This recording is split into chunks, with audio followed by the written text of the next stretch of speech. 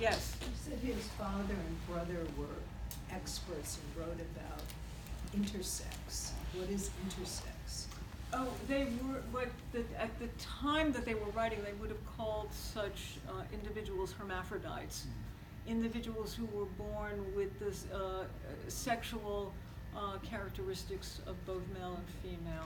We call them today intersex. They were very involved in that, interested in that. They were also involved in what Magnus Hirschfeld was doing at his institute in Berlin, in the research he was doing around transgender work. Proust, there must have been discussions at the dinner table around all of it. Yes? In 25 Words or Less, then, why do you think he doesn't talk about his father a lot? It sounds like his father was not a very closed-off person. His father essentially really did not like the fact that his son didn't have a proper career, and that he was so involved with social climbing and so involved in the social world. He wanted him to be a lawyer. He wanted him to have a proper career. Also, he was, Proust was like a hothouse flower, folks. He was, you don't go into a cork-lined room for the rest of your life. He was neurasthenic. He was always ill. He was frail. He was sickly. The father saw him as a neurasthenic, as a neurotic. A neurasthenia means neurosis. That's the word that was used in the 19th century.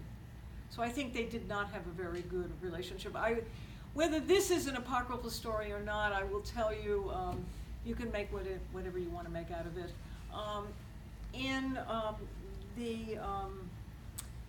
There's a story that Proust donated his parents' furniture to a male brothel when they died. Now, that's kind of interesting. That also appears in, where is it? I have some information about that. Within A Budding Grove, there appears where he gives furniture to a brothel, which would have been his parents' furniture, frankly. So whatever he did in life, he also was kind of like shows it in there. So he had an enormous hostility to the heterosexual normative that was going on in that family. They wanted him to be like everyone else. He wasn't like everyone else. Even sexually, you think? Yes. Despite the fact that they, both the brother and the Well, father... they saw it as pathology.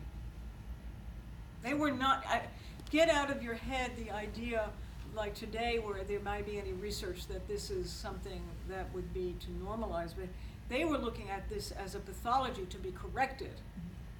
So, no, they were not keen on his lifestyle. Yes? The beginning of Sodom and Gomorrah has a very compassionate treatment of inverts, comparing them to Jews, but my question is, excuse me, for the treatment of the rest of the homosexuals in the 7 volumes, Charlot and Dupien and Saint-Loup and Le Grandin and everybody joined the chorus, the treatment is not so loving. No, it's not sympathetic at all. In fact, I find a great disjunction in the tone of that first 30 pages. And there's one other place in the set where it's very, how do you... I think it just doesn't compute. Well, it computes if you understand the closet. It computes very well in that I think he was of multiple minds. I mean, I think there was a part of him that was self-loathing. I mean, don't forget, Proust actually fought duels with people who outed him. So I mean, I think that he was very conflicted about his sexuality. He was also very. It's hard with the book to discern what is Marcel making these judgments and what is Proust making the judgment. And all of this kind of stuff collapses.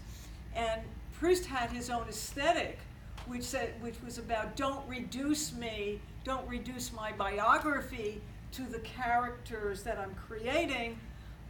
That's very hard for us, given the psychologizing that we do in the 21st century, not to reduce an author to their writings. But I think he really believed that he was portraying the way people would have seen Charlot, or the way a heterosexual man would have seen Charlot, or heterosexuals. Was that the way he saw Charlot, or the way he saw bisexuality, like Morel, where it's so condemned in the novel, or is this the character Marcel or the character Charlot condemning this? It's very hard to know with Proust, because his own aesthetic would argue, if he was sitting here, he would say, these are fictional characters. It has nothing to do with me. So it's very difficult to know. I believe he was very conflicted, and I believe most of what he wrote that was negative or not very nice about it was coming from his own self-hate. Other questions, comments, thoughts? Yeah, Yes, back there. I was thinking about, you just said, Sharon, about the negativity, and it reminds me of the anti-Semitism in the book. It seems to me that they're connected. Yeah, well, I mean, his mother was Jewish, his father was Catholic, I believe, Yeah. and He was baptized.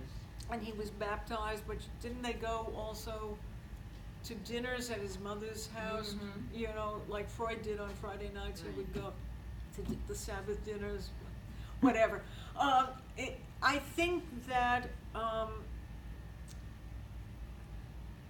Proust wanted to belong, and he had two major strikes against him. He was gay and he was half Jewish in France. And that's a lot to deal with. So I think it was pretty conflicted in his writing for himself and his characters. And yet at the same time, he actually is painting a picture of how people felt at that time. Yes. So he's doing both things. I mean, Which makes it brilliant. that is what makes it brilliant. It's both personal and then also painting this picture. He was painting a world. Yeah. And I think a lot of what he said was a way of painting and portraying that world. And when I wrote the paper, what I was trying to do was paint the world around him. Yeah, thank that you. was influencing him. Anybody else have a question? One last. Yes, Alan. It's not a question. I can't remember where I saw this. It was during doing some research. But I seem to remember that Proust wrote a passage in which he makes a comparison between what was happening to Oscar Wilde and Judaism. That is to say, I don't know whether he was making a direct comparison between Wilde and Dreyfus, but it seems, does this bear some? Now there is, I forget it may have been actually Benjamin Taylor who may have said it. I'll look it up, but I recall reading myself that he said, or Benjamin Taylor said, that Oscar Wilde was the Dreyfus case of homosexuals. And that Proust identified that that's why he became such a Dreyfusard, that the identification was around that it became, I'll And of look it course, up. they both explode at the same. They explode at the same Same time. year. Yeah. I think it's Benjamin Taylor who said it in his book. I'm gonna have to find the passage. I'll that have I- to find it too, or it Okay. may be in Home and Turn. It may be in the book Home and Turn. Yeah. I would look in there, because I read it recently. This goes way further back. But he has it in Home and Turn, I'm pretty sure. It's a book, a new book that's out, a wonderful book called Home and Turn. Anyone else? Question? Comment? Whose book is that? Whose book is that? Who wrote that? Oh, good It's an English scholar whose name is escaping me right now. It's spelled Hominter, and it's on Amazon, and it's enormous. It's like this thick, but he It's does a year older. It's a year old, and it's a phenomenal discussion of what was called the Hominter, this connection, international connection of gay and lesbian writers and musicians and scholars, and how they all kind of interconnected over a period of time. It's really well done and beautifully written. Yes. Where does his somehow remaining in the closet and his relationship with Reynaldo Hahn fit in? He wasn't, this is classic of the closet.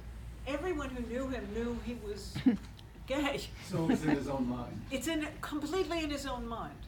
You know, the sentence is, you know, he wanted to look out of the closet, but he wouldn't let anyone look in. And if you dared to look in, he would have challenged you to a duel, which is what he did. But I mean, I can't even imagine this neurasthenic doing a duel. Yeah. Did he know or meet, I think he did, Cocteau? Yes.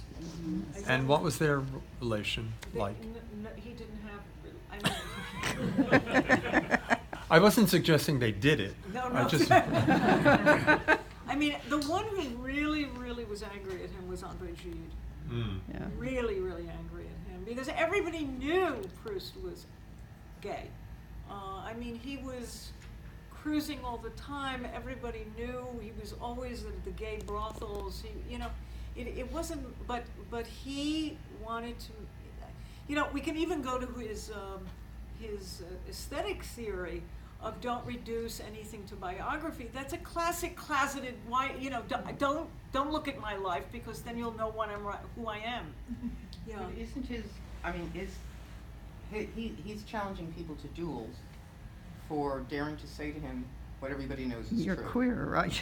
At the same time, isn't that similar to Oscar Wilde suing the Marquis, Yeah. whatever he was, Yeah. for calling him a sodomite, and he ends up suing him for libel, and that's when all the proof comes out. That's when he is then prosecuted. But he sues his lover's father for With Oscar libel. Wilde, I think it was a bit more complicated, in that, if I recall, what he was really angry about was that they were critiquing his works. I'm sorry. No, that somehow this diminished his writing, and that he wanted to prove that he was an excellent author, and that and Wilde really believed he would get away with this. He couldn't believe it because he was so famous. Proust was not famous when he was having these duels. Wilde was a famous man who had, you know, so I mean, the whole thing with Wilde, his ego was different from Proust's. I mean, Well, it's complicated by his lover, who pushed him into it to get back at his father. yeah, he got So caught he up in a really got triangle. manipulated. He Right. got caught in a And triangle. Wilde was already married with children. Right. Which was a cover of sorts. But with Proust, the hiding in plain sight, and why I chose that quote about things are not what they seem. That's a major motif in Search for Lost Time. Things are not what they seem. You have so many tropes of the closet running through this. I don't agree with Edmund White that everybody in this book is a gay man. I mean, his analysis that everyone is, this is really a book about gay men and period. I really don't agree with that. And I think that what makes this work so incredibly brilliant is how he attempted to get himself out of the way. Whether he succeeded or not is another question, but that he tried to get himself out of the way by emphasizing that this is a work of imagination rather than a biographical memoir. And one more or less question. I think our time is about up. Thank you.